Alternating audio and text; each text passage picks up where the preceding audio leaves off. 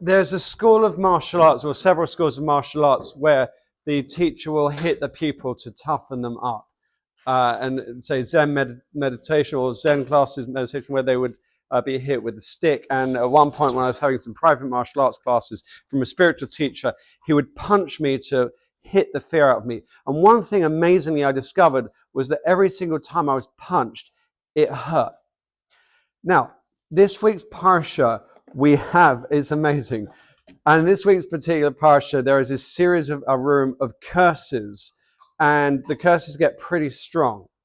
Now, the Meir Shaloach, unsurprisingly, flips the whole thing in his head, and in his second chelek, he says that God gave these curses lahashlim chesronam, for the tribes in order to complete what they lacked. So these curses were given lashlim or shalem as a sense of peace, a sense of completion, specifically for the chisaron, for what they lacked, even though people couldn't necessarily see it.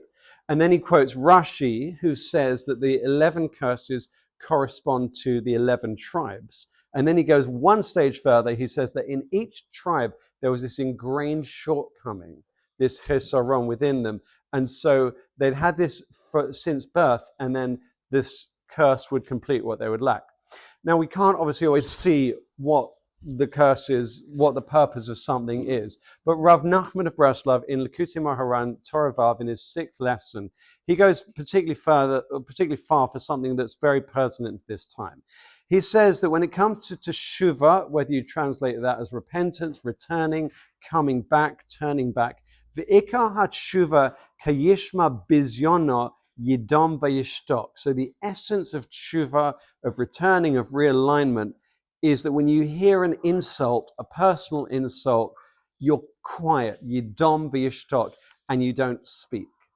Again, there's too much to go into this in this particular moment, and it doesn't mean turning the other cheek. That's not our path. But it does mean actually not responding. And this is hard. And we can think, oh, you should wait for a moment I'll wait for a moment where I can get insulted and then I can be quiet. Well, the good news is we're being insulted the whole time. We may not necessarily see it in person. Lots of people who aren't fans of the Jews, or it could be personal things. But nevertheless, can we get this moment? And I don't find it easy myself just to be silent when insulted. But nevertheless, can we actually take it? And then just a tiny explanation. He says, "V'tikun lazer." So this healing is she'afoch dam ladam. So when we're quiet, dam, we turn it from dam ladam into blood. And this sense of embarrassment, this blood that rises within us, it's almost like a little sacrifice. It's cleansing something within us. I think it's the nature of the world that pain is connected to growth. For better or for worse, we literally have the phrase growing pains. When the body changes growing up, it goes through pains. There's the pain of childbirth, which I don't think anyone in the room has experienced here, but at least from the female perspective, obviously. But and I think last year I had to go for a little operation. I had this brain surgery 7 years ago. Then a screw fell out from the brain surgery. I had a screw loose. And I felt that when it was the literal screws, and there was meant to be an anesthetic as the surgeon cut in, but the anesthetic didn't work. So as the knife went in, I could actually feel it. And again, an amazing thing was, it hurt.